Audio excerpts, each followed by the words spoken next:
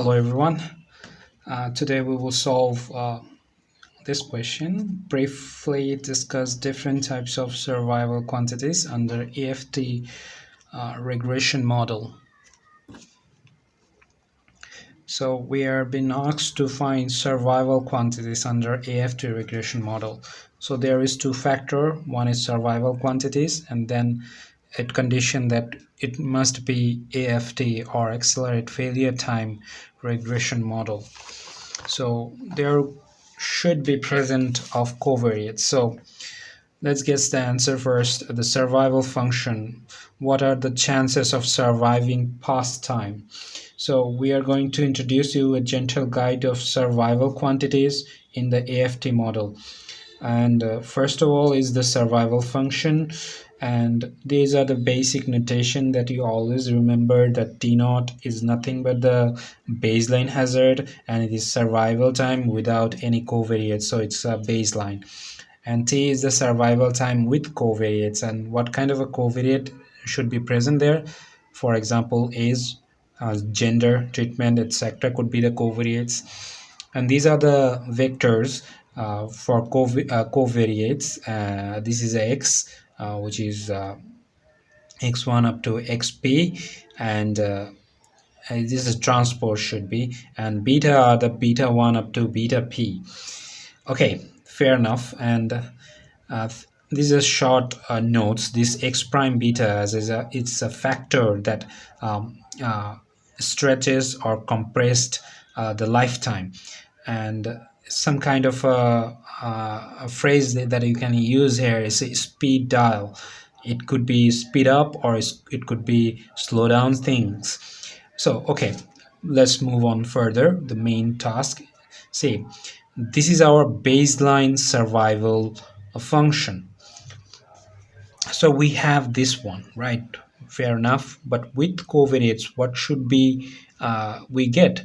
With covariates, we shall as you know, this t is nothing but t naught e to the power x prime beta, sorry, not minus, x prime beta. So we impose this value here in at the place of t, and the next one, this thing we take at that side, and we got minus x prime beta. So that is what happened here, really. And okay, fair enough. So I need to down it a little bit. Okay, now cool. And this is for an example. As you know that the Weibull distribution has a survival function, and this pretty much look like this one, and you just impose these values, you will get something like this. So it's not that concerned. Next one is our hazard function. This is some kind of a title to remember. Hazard function, what's the risk right now? See, hazard function is a instantaneous rate that is shown us. So at the moment, at an instant time, what is the risk present over their failure? So now we are talking about hazard function. So hazard function, you can define it like this one. Yeah, it's fair enough. You can define it like this one, and from that you can get this one. How? I'm gonna show you.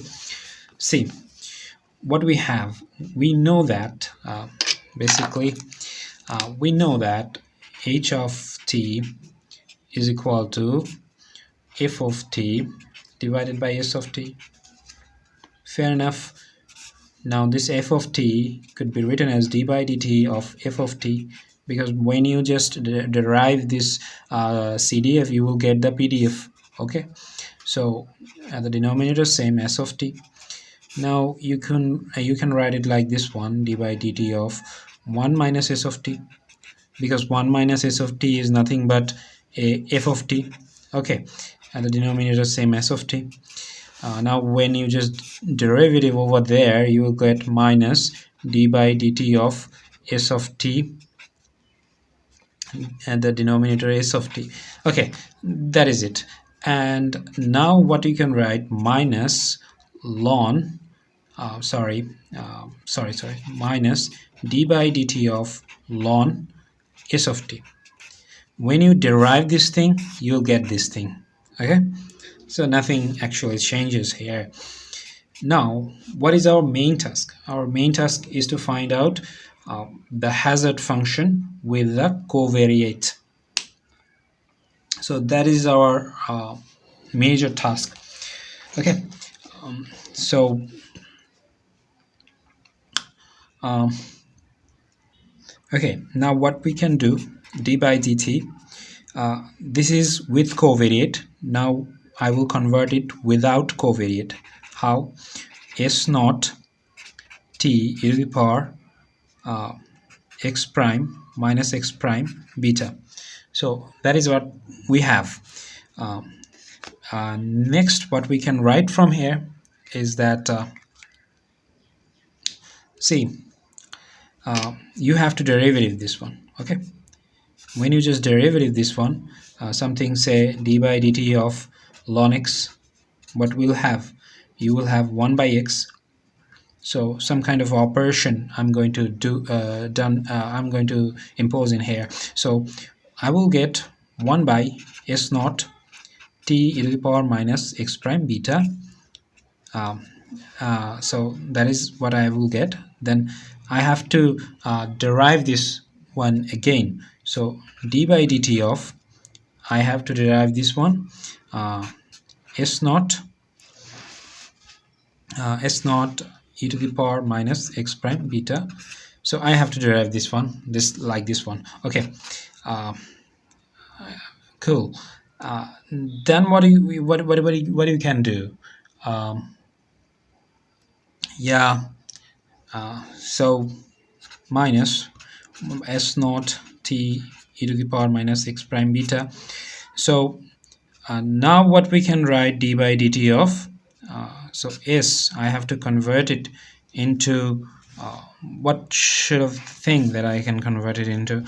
I can convert it into say, see, there is a mistake, s naught, there is a t, so there is a t present. Okay, okay. Okay, fair enough. When you just derive this one,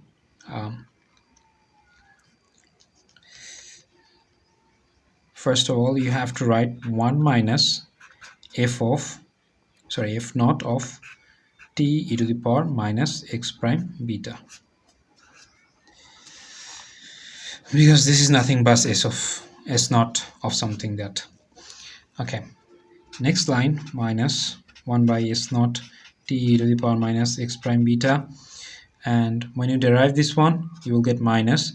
When you derive this CDF, you will get this PDF f naught t e to the power minus x prime beta. Okay, so same thing that you have find here, but inside of this you have to derive this part again. So you will get e to the power minus x prime beta. Okay, fair enough. And now if I write it like this, when that will be plus, this 2 minus got each other, and that will be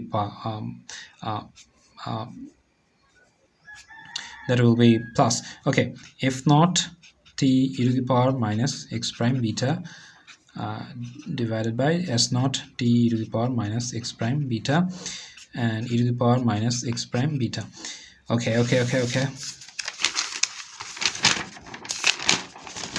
Okay. And now this ratio is nothing but h naught t e to the power minus x prime beta e to the power minus x prime beta, and this is nothing but h of t. So we proved it, and so this is our actual proof about this hazard function with covariate. So whenever there is a covariate, we will get this kind of a function. The hazard is rescaled and shifted in time, not proportional like the Cox model. So there's a phrase that I used in here, and this is the example of Weibull example.